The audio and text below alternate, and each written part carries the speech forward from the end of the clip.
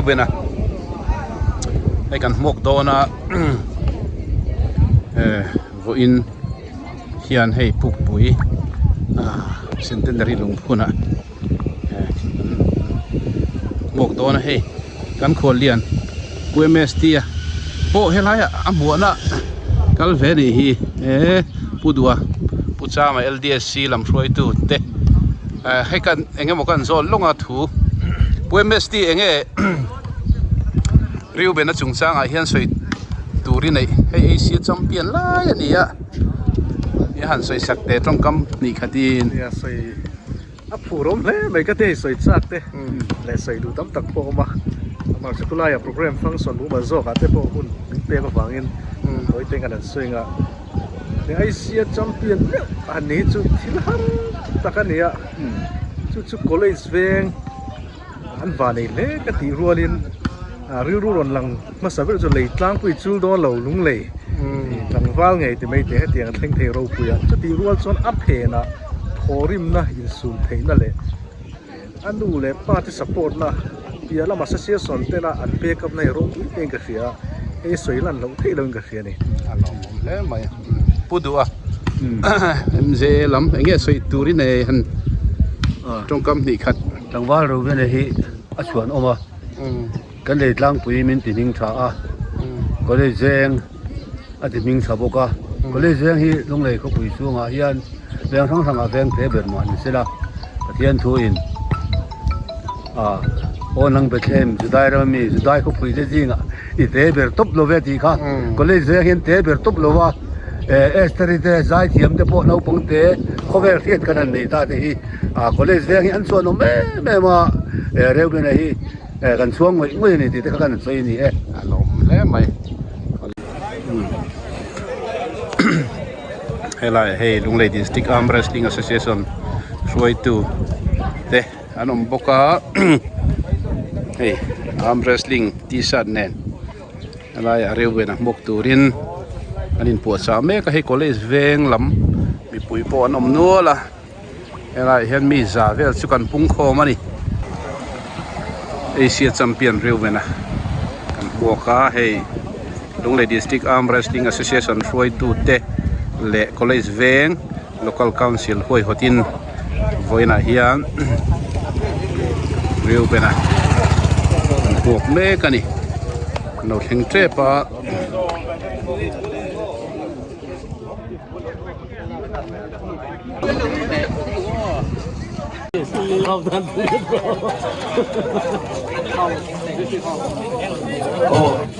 hello hello theng ta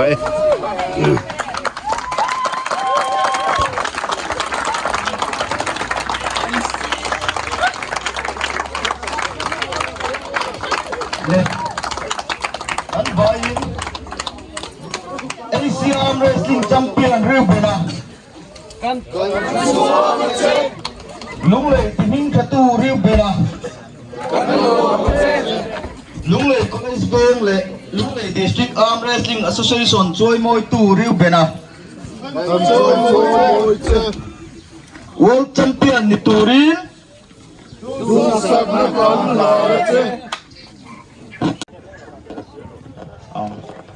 arm wrestling Asia Arm Wrestling Champion riu bena kan chuang a che lung lei ti ming thatu riu bena kan lo lo ma che lung lei college veng le lung lei district arm wrestling association choi moi tu riu bena kan choi moi che world champion ni turin du sak na kan la na che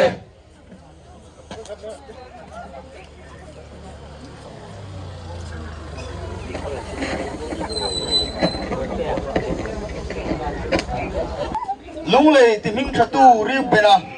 kan lo lo ma che lung lei college veng le lung lei district arm wrestling association choi moi tu riu bena kan choi moi che world champion ni turin du sak na kan la na che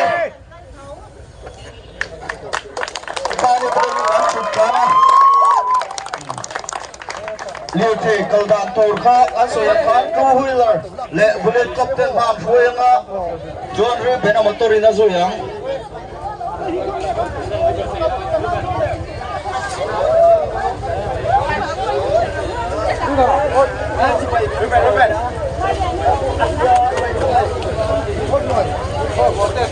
Asia champion riu ben hai kan muaka hian college veng hola alom na program mangin kan suk thadon ani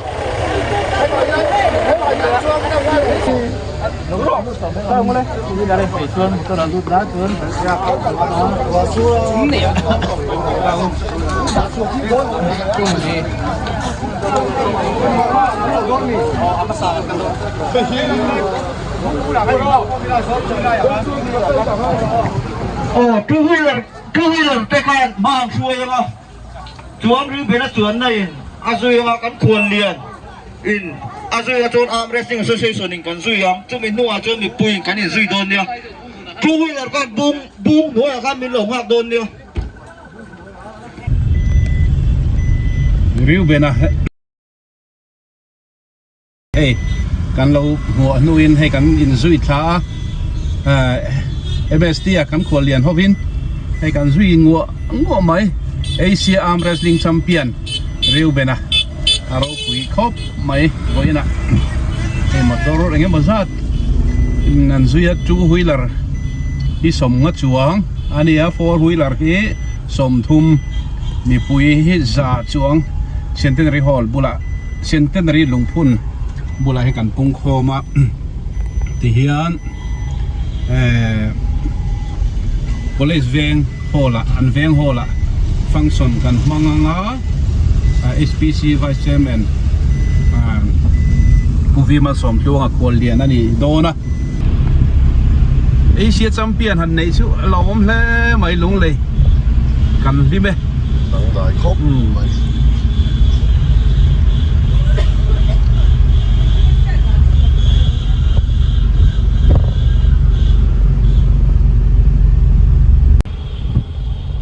Asia champion hey Lunglei District Arm Wrestling Association treasurer pu David anen kan chuanga kan nui var mai Vốn chân nuông khốp mày hay số này số mà là mặc phải cần hung là một tấm đặc nó mà đi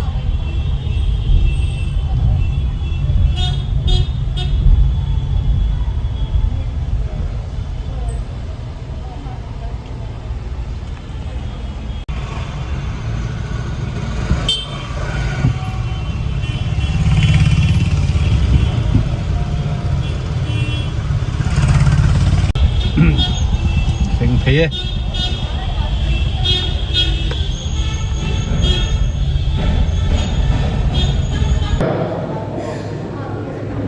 tuna imar din he chairman kai koi tu hi PC biak chuluma chairman local council kania apa sakare tuna mo se kam tu upa si biak wasala advisor plan chu ai be police be put se kam tu in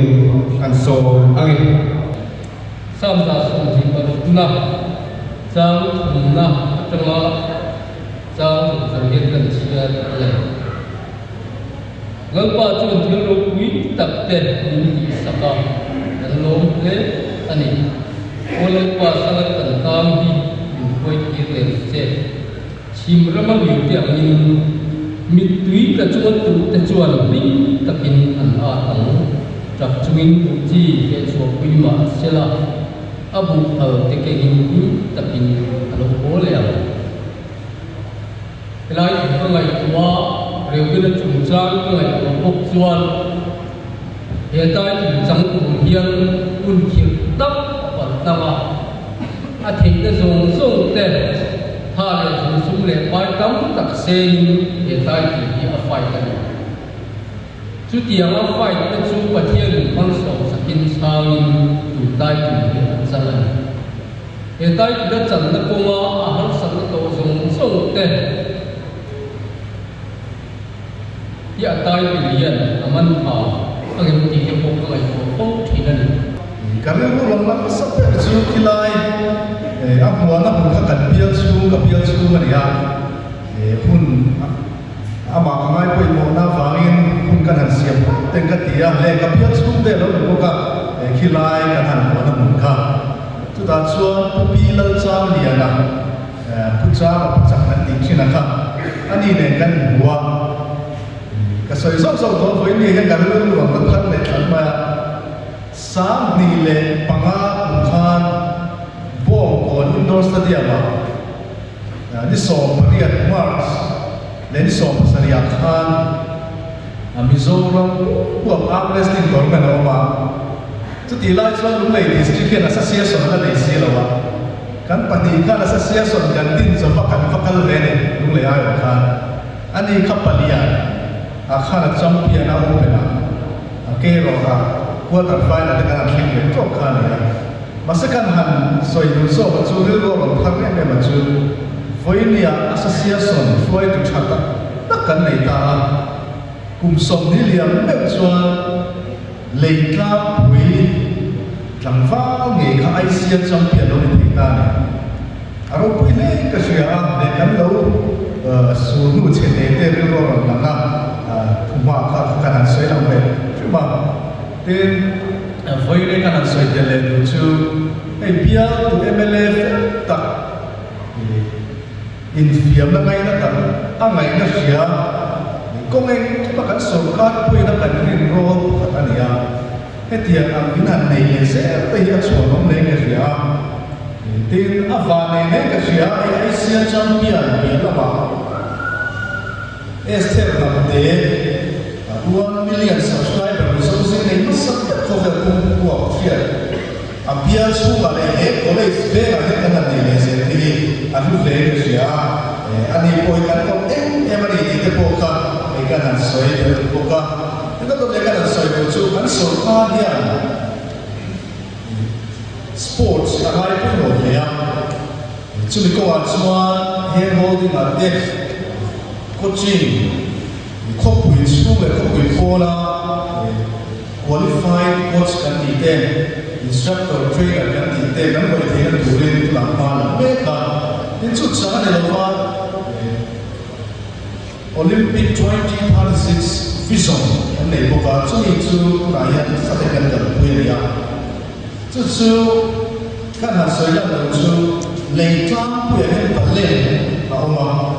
mani ka ba kan sia chúng khẩn na ta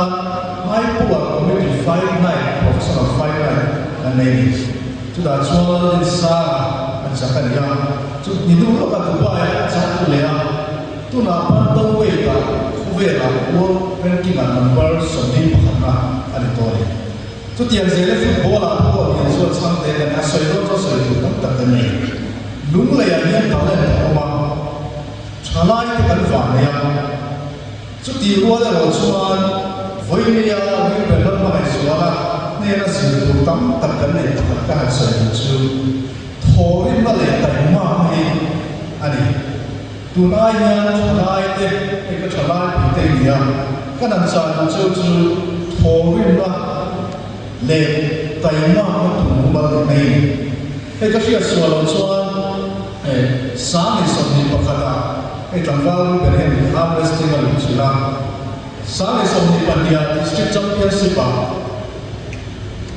bronze medal sale somni palia national level arm wrestling championship silver medal itu sale somni panga alau dengan cuan Asia champion alau Susah ni somni pakat atau kan suku mana kungat sumin tidak sedih hati tua siapa air suma kongen kima ini dulu tidak tapi matakin afisional siapa KPK dulu kental sulai su kanton cukup siapa tapi atau kreasi tulis di puite fakon ne siapa esokkan puina atau su soal mereka soal politik soal ini, ini selesai,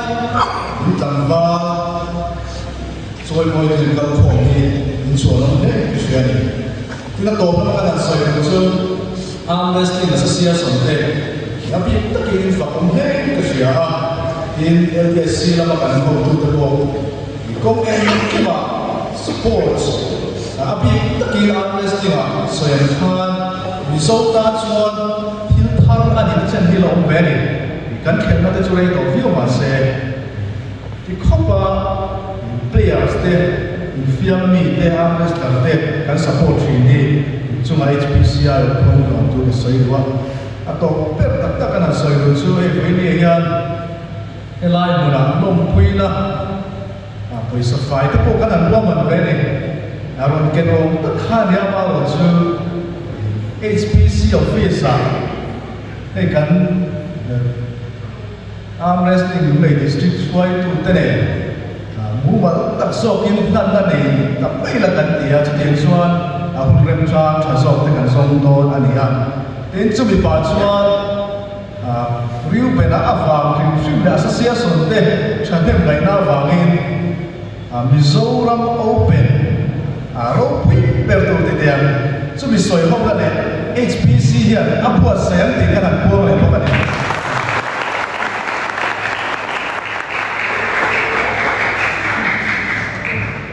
oleh impor ise chalai te impio tu MLA ni mo ini rumah MLA te nehe sorkari intan kan tingkat dona kong kima kan tingkat song kan support se luar jawa ni kan puang landing rumah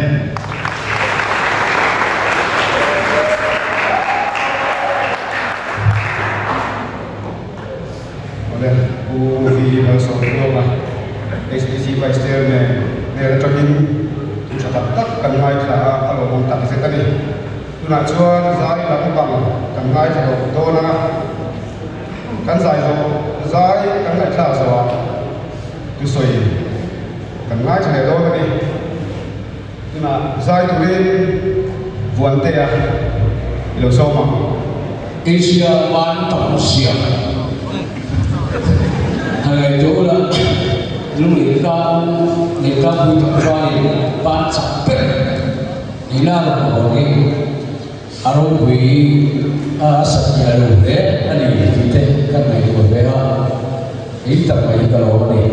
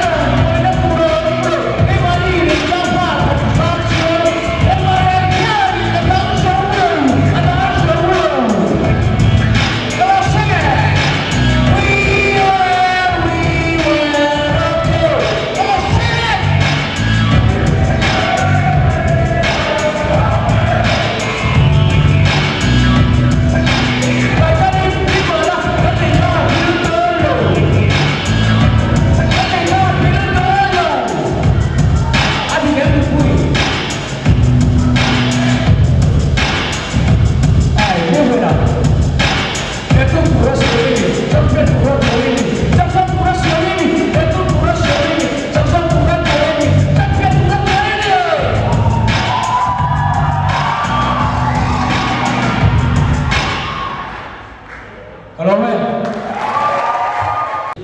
Cái với những lúc này Western chuan thiếu sinh chia lắc tập tất mấy áo mà trong hắn mà hắn đã sống còn đi lẽ chân về là khan cần biết chua HSSLC class 12 exam result chua cả mi còn đi top 10 là hắn này á và cần chú Gabriela Ania science also còn đi Apalina Ania và cần lẽ chua cha som na ni in Rosie vengai ni ve Ania ani lom na program le thil pek lam na hi ka thian te in ti khilai vengai a kian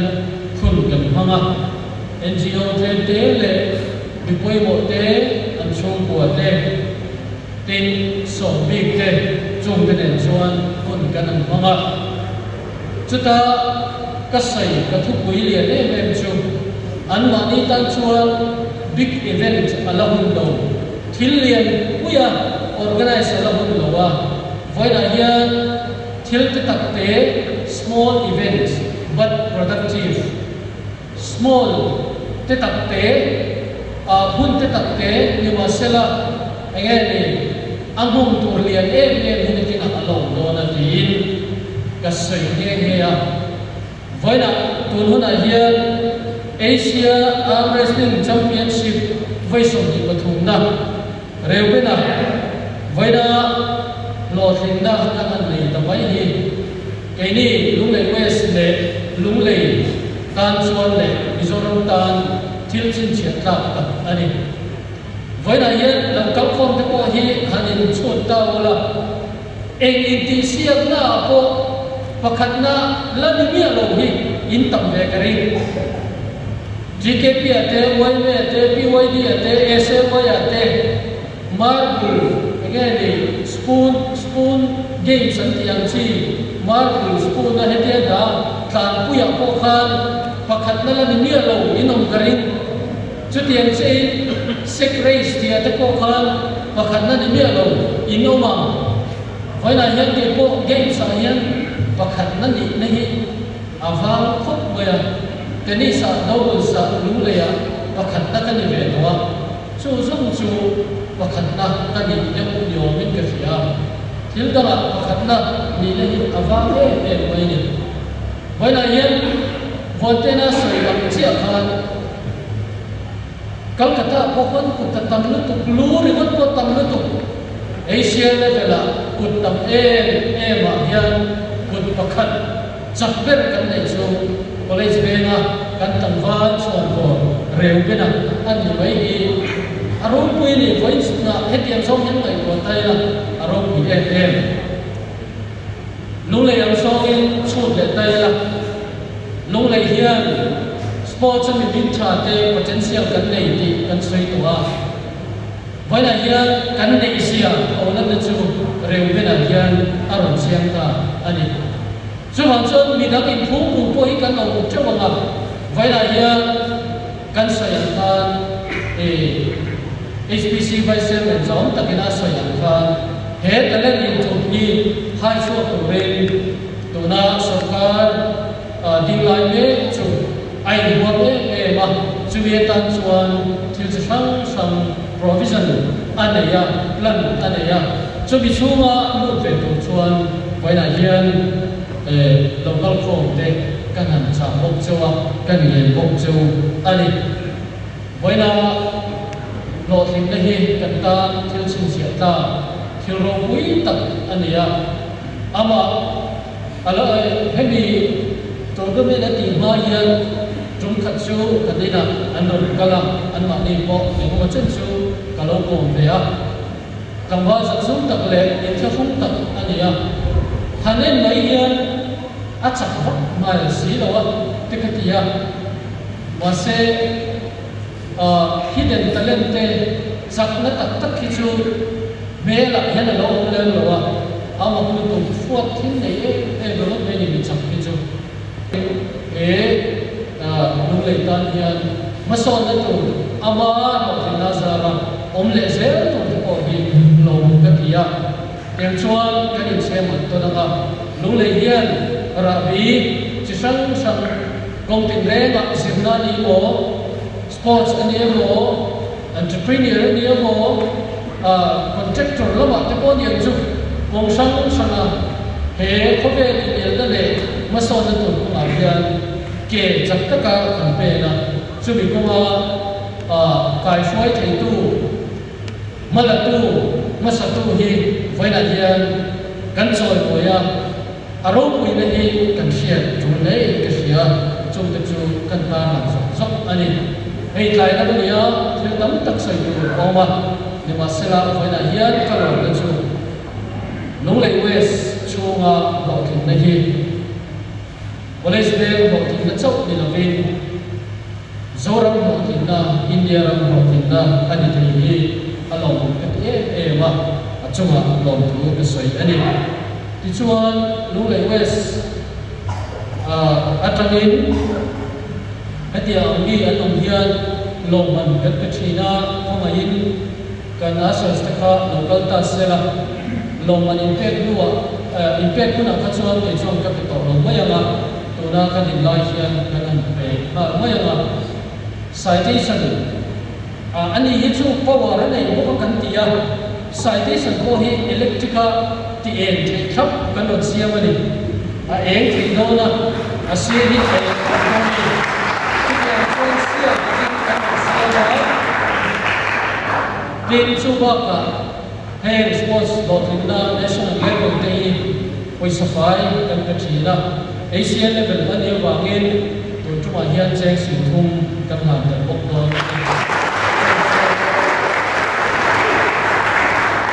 kana hian ka kana ko mai lo ding shot sela ka lo ka na ma chuan kan in chi bai dan to ko tiang hian ni lo ma tingat thiang kan in chi bai tingat thiang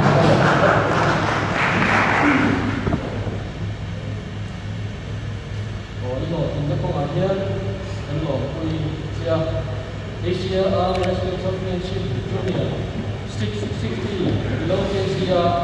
gold medal dila aswale ke cha ye tin ke le so far den ke hi to puina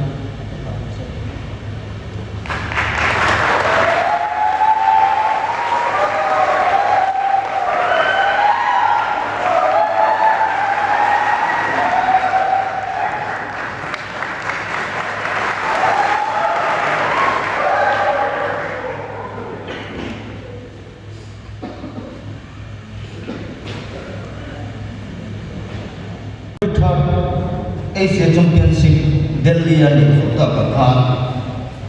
India training players asuma pati an kala India and medal zasum sari par ala gold som di pali silver soma par bronze som ko par ala ram som panga deladi Ruben ahi tour Asia Championship pa Asia gold lati Mizoram amasa perani juju mulai dari awal kita dan kemudian kita kami tim tuna Asia Championship pa gold dalam bagian world category direct qualified kali hal bukan ini. Kami semua program PT se Rome.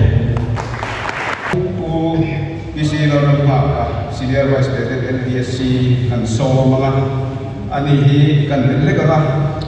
local council Lungai district ahia kan suai tu kan president nilai ania ini baka Lungai district football association ahia kan president nilai aniko ani tika kan secretary leadership di mana suang tuna ko isi orang baka senior vice president LDSC tu suai turin kan so ane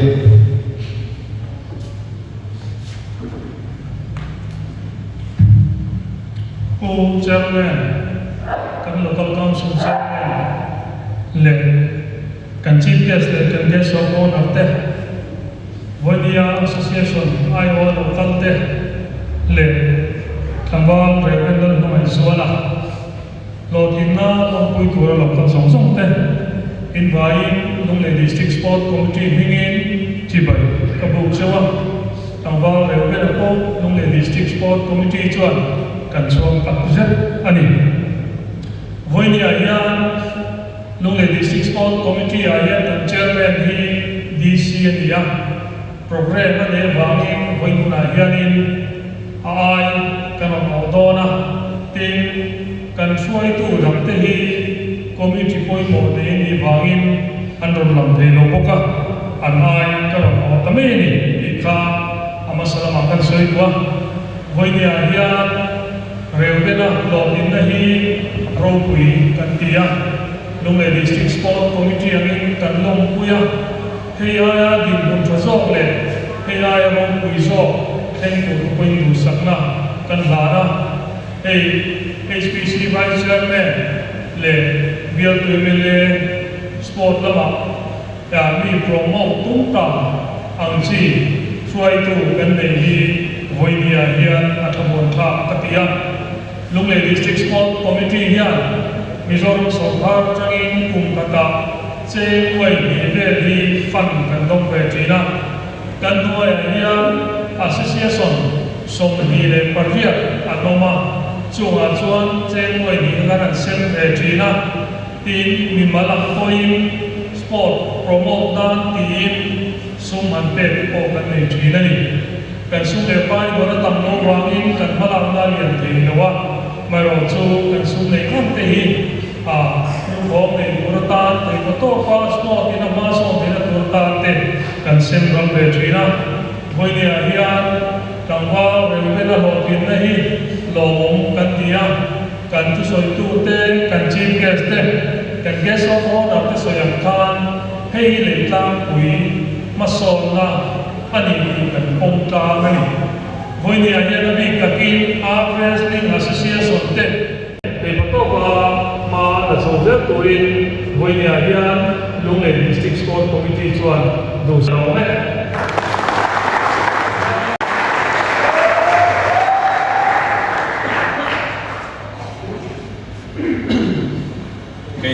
Kay Lamin Puya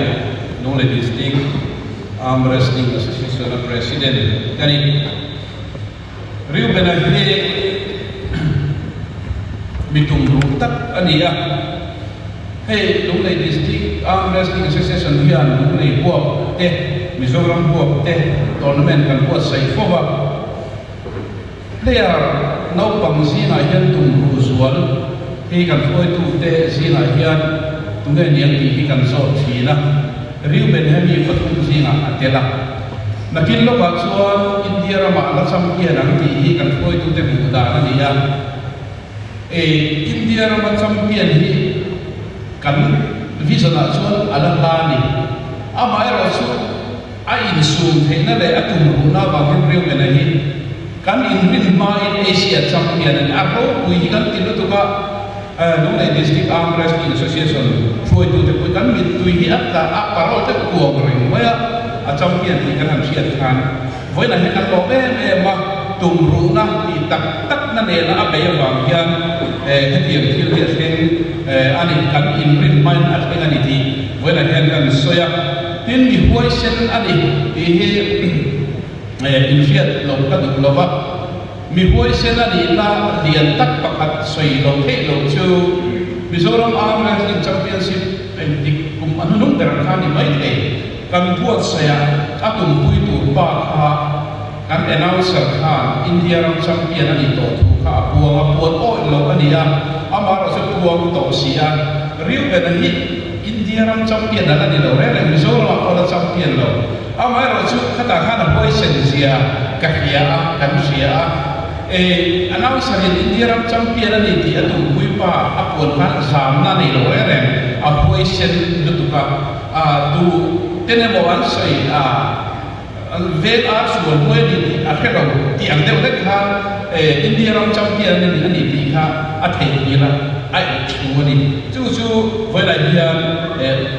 a lo hin na point hian pakhat na chu tum ru na pamina question na awangin ni a teng ani ti kan soya pathum na chuan apa impact na hi sei lo thei lo ni in ala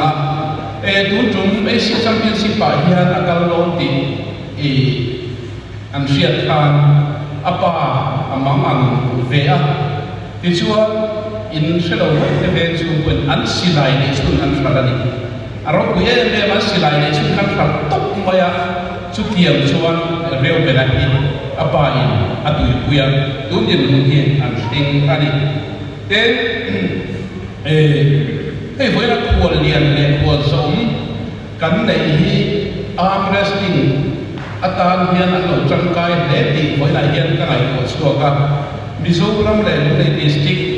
huapin arm wrestling championship kan ko sai to kan soi ang kan PMS dia le uma hi mahi khol lian an man so kani voi na hian an ni patni kha voi na khol lian he kan hei college bank local council te ko tin khol lian in lo mang le kan lo mang le ta chia maya an ni hi arm wrestling a min tui pui tu le riu bena lo in na apa koi tu koi mo tak andi di koi la ian sekarang ni ila ka in ka dia riu bena kal le se na tu ra lu le district arm wrestling association so thei top chua pui se kan tu ni thei top chua ma la in khove la champion tu rin anung kan do se la ti koi na he kan so yani ro me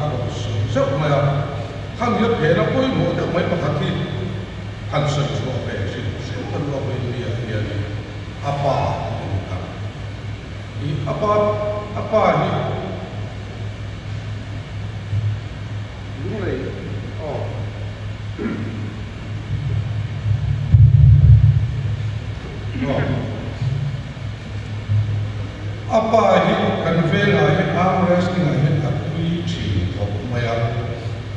GSA hi arm wrestling pe hi kan ne ya chu an ina te hian ta tha in GSA hi bo tin chi na ro be hi alo kon te lai tani apra tri sui chan chak mai chu tiam khop chorin ai an sual na sa chu wang chu la phe na koi mo ber ri apa ani ya ama ero chu ala kin na tak ero chu riu be na hi nu la pa ho ni chak tak alo la wang ni chu kan sa mai ong ya chuan hei UMB ni hian kar sa kha ni executive committee kan na ya ta kha ni kan chuang ani asui ko kan soi na sa hetiam specialty tak mai ni police me ai ni kan nei ai lo wa kan nei sen ko ni karing lo wa akas ni ker ka ni chuan ni tu wang chuan ni hey police me orang se chuan ni rising day kan nei ni na tin san lo ni na he huna ko ni specialty dan citation ko ha lan kan tu mani ka kan sui wa chuan ama hi kum zalo pang te an ya han boy che ta kum so pa sa ni ke so ko ni ni ni ku wa te ka chuan boy e chang na ni boy e chen na ba ni ya hai ni na boy e no ba kan lo so cho ko ni la ti hian he ti ko kian kan ve mai ba ba nu nei district te mi so mang theng in ka cho no kan branch si chuan in kan chuanga kan branch ki chale zer ni biarin lo ane na yo kan branch ki chale zer ni biarin base ko kan base ya ki to ka to ko ni kan tum ani ka kan sui wa ata na su lo su tu LDAA nu nei district arm wrestling association ki phok lo thei lo ni anh đi rồi ông nó tên lộc chôn in đi ở thành thị đó vấn đề chú vào chỗ nó cần lễ xe của người kia đi cái kia thì tô mình chuẩn bị các khu là thì khá căn trả những cuộc chơi này đấy chu chu lu mai ro se kan su tu tu pingin ro le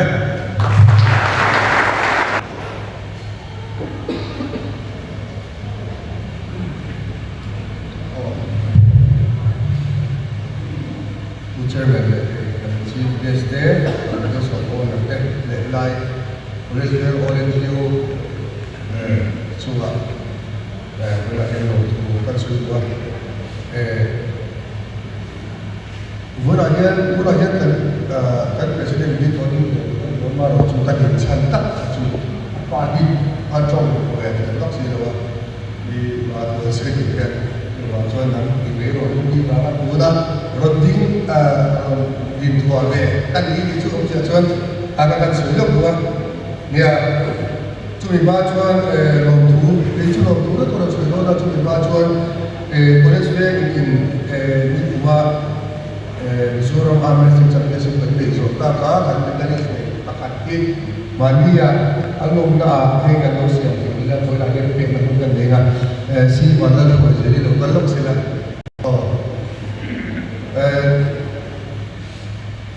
Ni kumstek Championship pendekan bronze medal lagi kan mania kalau di palah kan siapa kan sakya rencana kalau lepas itu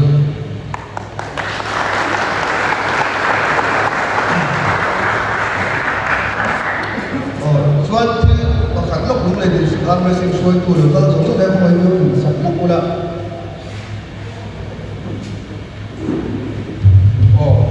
Kan kau kini siap jawab pasal orang itu kan ini siap. Kan LDC chairman dia kan pun kan dia sukses.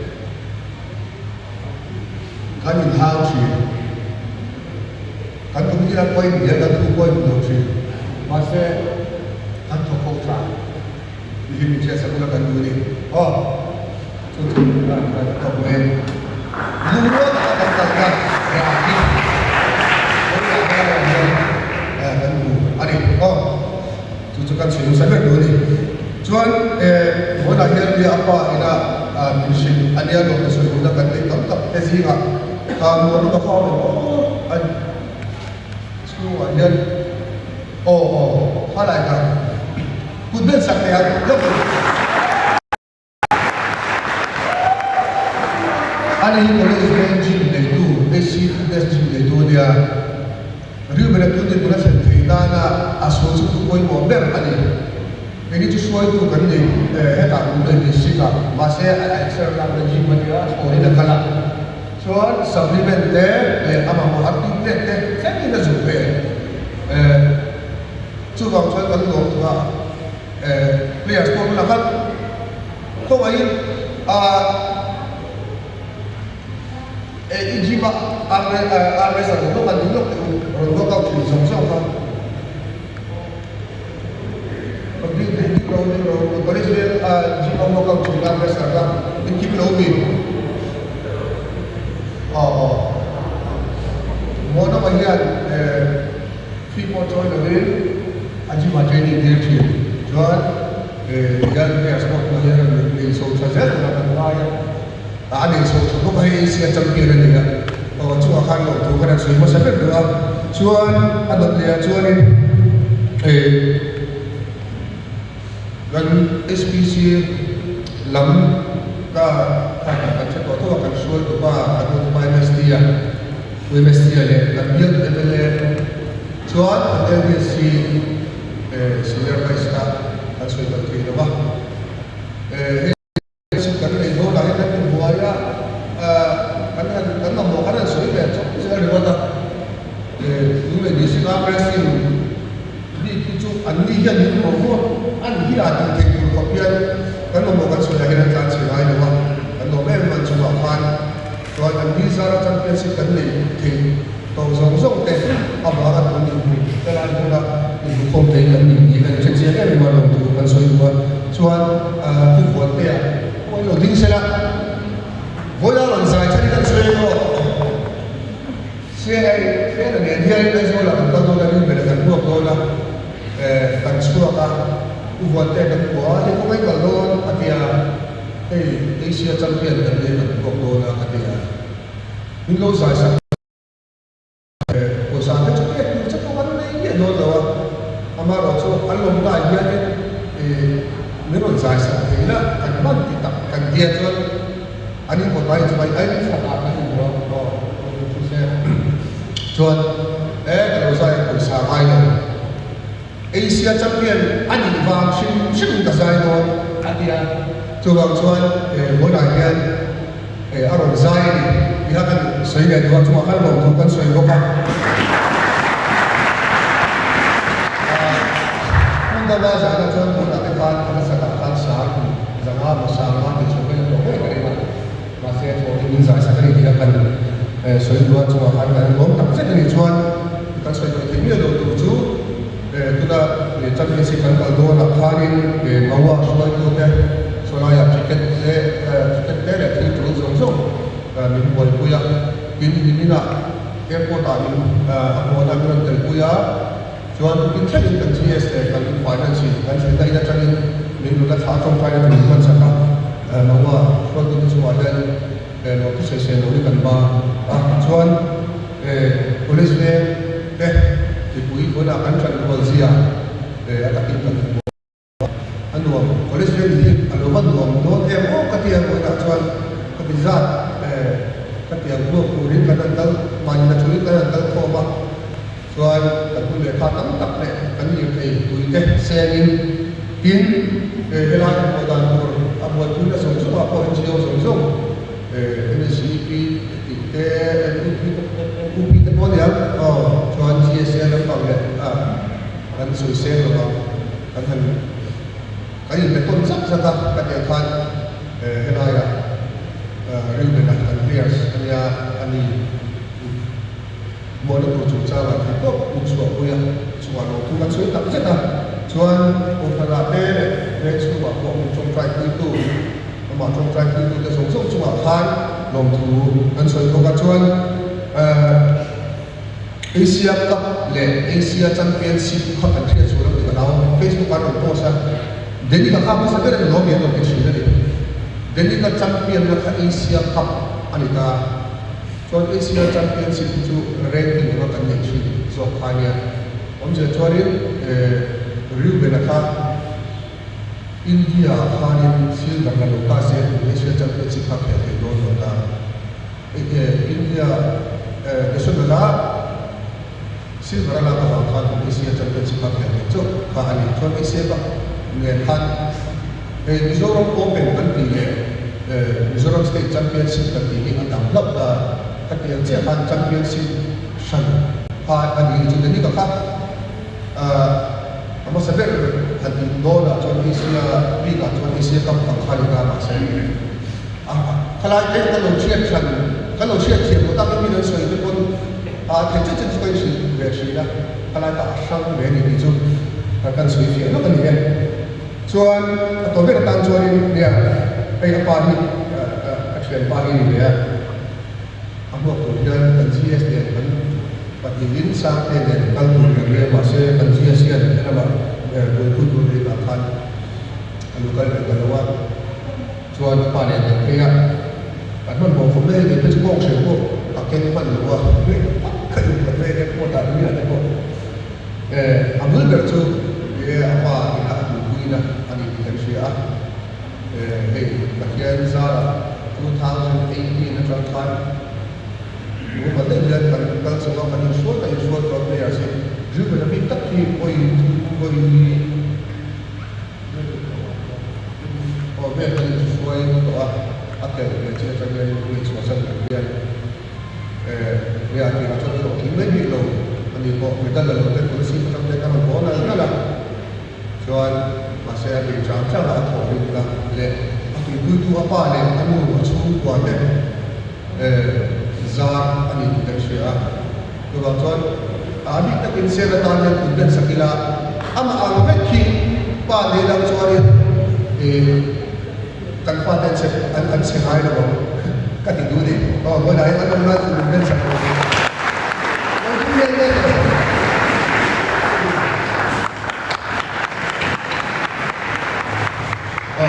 Pasok ka sa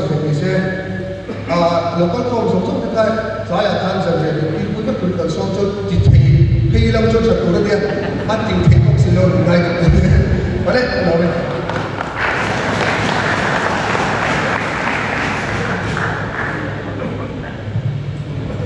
Who chairman can give giọt bốc máy bốc anh sang đi học cái này trong biển trang nuôi khẩn đôi khẩn này bây giờ rau bưởi này mình cũng biết đấy Mizoram của bạn đi ở Mizoram của bạn hiện vậy ra cái trong biển đó vui đi tôi biết sẽ là India orang buat apa? Metal yang ni lang to, engge. Ni kum nasional apa? Senior level yang silver color, tuan tu nama ini ni. Ni kum silver tu na. Gold lah ni sih. Tijuan jika kau menaik apakah ikan kuasa yang India rama silver medalist sa di kan kalau hoy thay medalist sa kan deu foto jin kan kan soi siam laba apa ia silver medalist sa lori to ani di kan soi ani chu pichua tu Asia Championship pa ia mi exam nge inne final thing i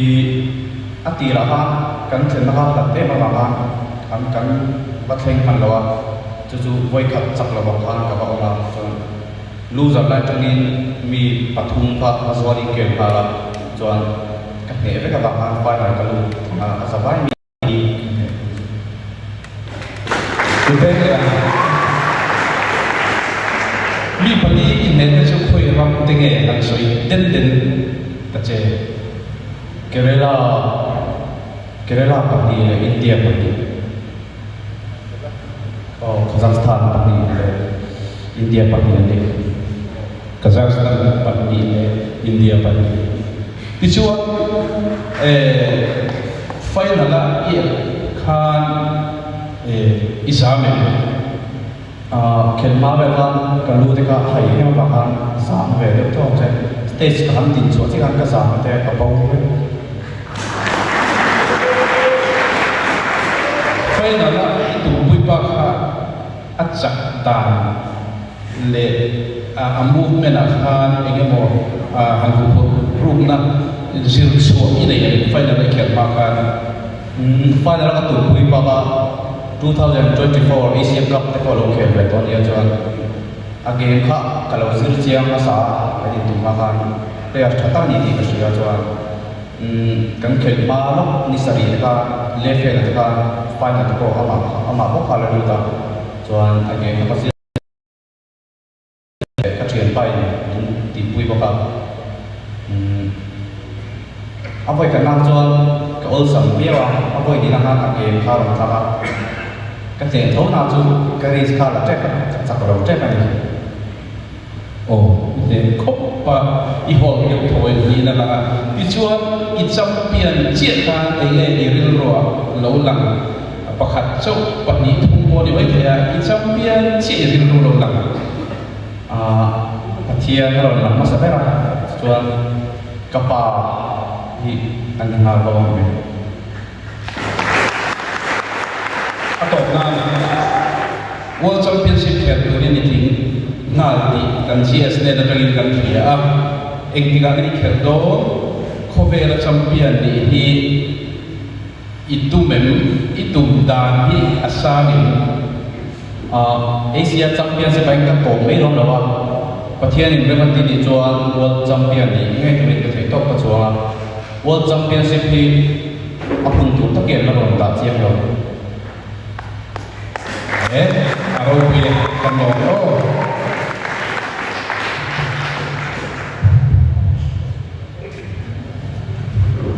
apa ngai nang reu pe na tal zen na tu la sak la an lam mo che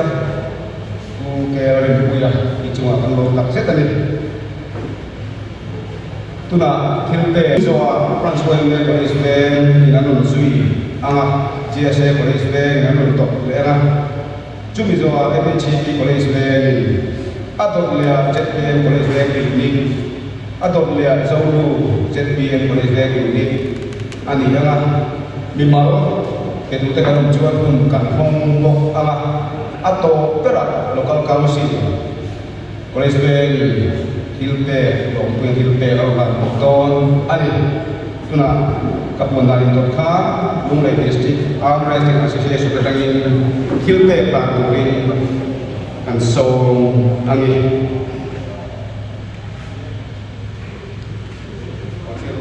oh citation chia chuộc người ta khai hai chia tôi sẽ làm chia có công nghệ cần lông quy chế review bản lông mà lại số là ASEAN Wrestling Championship Gold medal là thì đúng là District Arm Wrestling Association LDAWA chung mình cần lông quy tặng rất chia không phải là mua mấy tiền lẻ tụ là tụ sẽ cần mà chia World Champion ni nghe thì na in sum thế na đi khám nó để quay mang cái này để xéo luôn cái chắc nó qua đi thì hấp sum là anh đi là cho cái nuôi anh sẽ anh nuôi anh đi resident Caroline Buyade General Secretary General Zombie này signature cho một cái này để thiếu về cái tu là hiện lúc này District Arm Wrestling Association ai in ribbon đó là số là ASEAN Arm Wrestling Championship Gold medal là lộc quy tụ tan là đó đi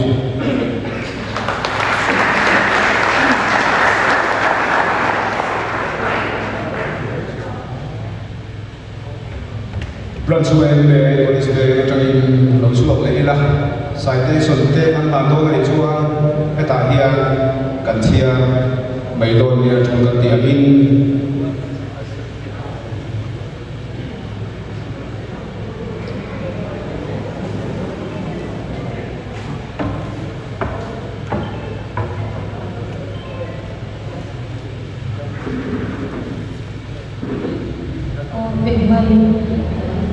Soi lo ma Ran Choi Me College Bank Khan Pampar de citation Khan ya America to chuwa cha Pampar kan han no tanga citation ni su kum to pa wai mera jin de ya kan pe do ni ti kha kan soi ran shim shim ni e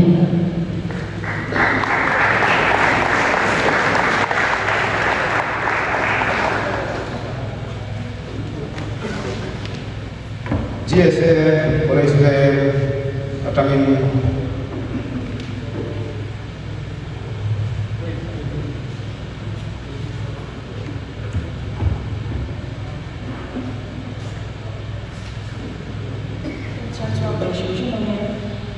rồi ngồi ra review bên bên và người xóa ra change third Islam Muslim Championship Delhi thun ke so bakat me sang ni so ni ba Delhi India de na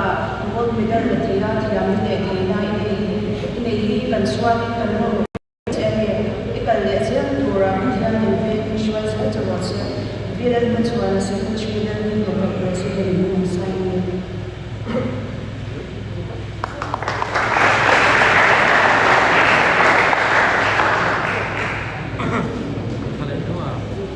MHP College Bank katangin adota ZPM unit College Bank lo ring le pha sa ka chong be Ruben, that's the Phoenix there. Oh, di kan, antar cekal lagi lah dia saya. Masalah memang. Ruben memang juara Asian Wrestling Championship champion apa? Susi Mamo lagi. Masih berdiri, orang PCP College Bank kan suami kan lopi media kan lopi itu endilan itu orang PCP College Bank ini berkata cek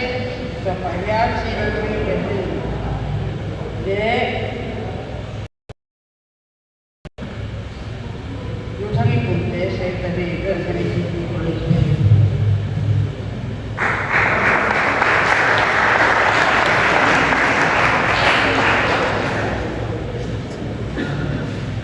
pui là kan sim kang zel lai lo khat atok lam atok pera lom pui la soi tu kha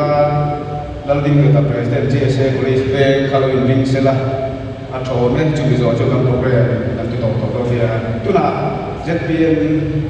unit police bank atau tak sabunu ZPM unit police bank itu level dia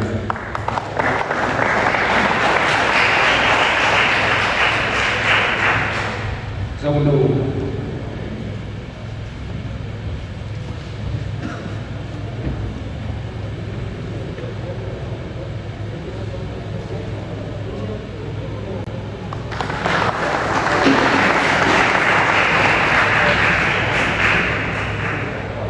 kan kalau yang tu kan di kacau jauh jauh jual atau terlalu kau silkan nanti ya cuma jual ni hit pakat tu kena atas lalu biwa kayak pun tak kata yang kayak bilau nak sampai dia boleh supply kayak soal lebih kita cari dia kan lah ya lu pakai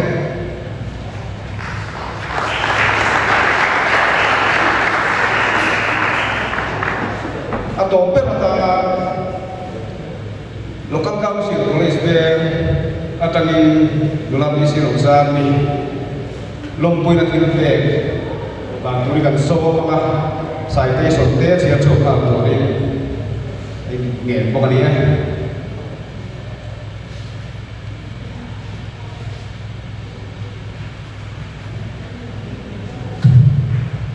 local council police bank joy moina Google dan pengai suara 23 Asia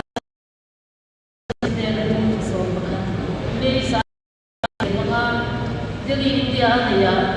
60 kg below ko bidar the thian kan ya thing ta ini ini local council police bank chon chon tak se ane kong song sama ama shi la kong ni chu bo bu je lam je PCP ak chu ma chairman dalding heta secretary local council police bank in sai ni ti chuan ru be na hi citation pa ka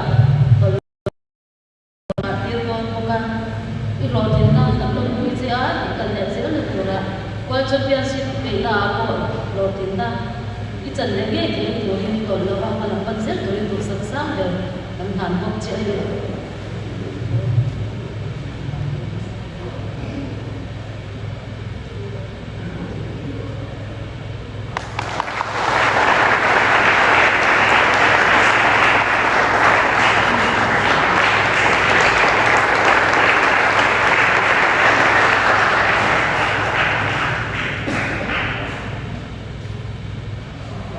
oleh kil petur tamte kanun to lawan chuan ato lam kan lo lai to na lom tu sei na ni thing le ko private ge mi malang de te ta bu kan hong le ko le ai to khan kanun kan mi do dia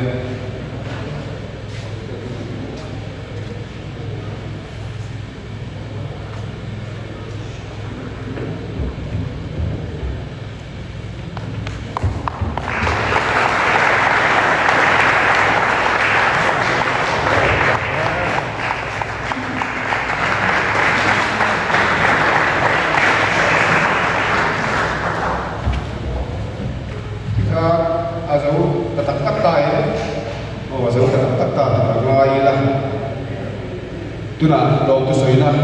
kan ne na ini kan ne chua koi na ta na kan pun pan chu kan zau to dia lalting kita presiden GSA police bank lo tu soi tu kan so angin